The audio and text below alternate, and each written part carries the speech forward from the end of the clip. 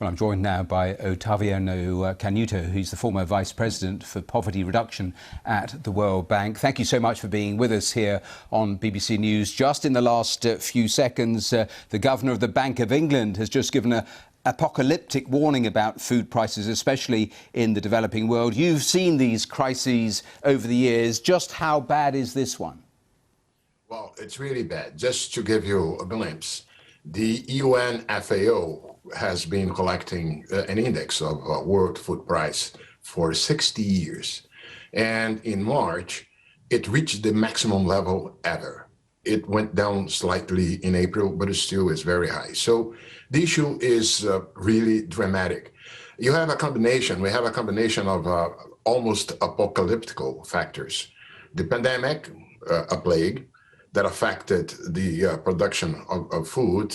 For instance, when we had mobility restrictions affecting some harvest, particularly in Europe. We have the war in Ukraine, and deaths. And this has led to energy price shocks. And as well said previously, a price hike of fertilizers, which will affect the ongoing seasoning.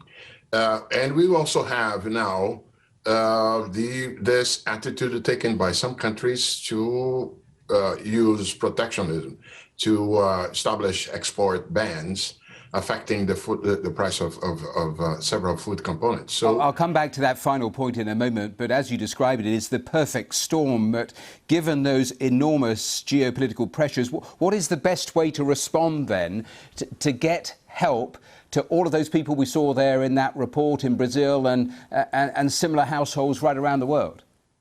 Well, some countries have to do something because they have the means. And in fact, we have seen since last year a substantial number of countries providing subsidies to food, providing subsidies to fertilizers and seeds for farmers, and also even in-kind food being distributed.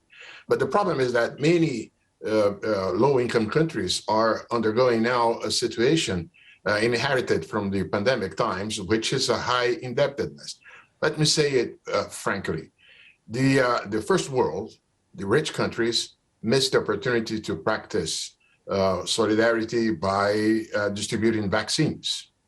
Well, there is a chance now in doing something regarding the availability of food, particularly to those low-income countries that are also importers of energy. A final quick thought, 30 seconds, if you could. You mentioned protectionism, India, Indonesia, choosing options that exactly seem to potentially exacerbate the problem. Yeah, we saw today already the spike in the price of wheat after what was decided and announced on Saturday.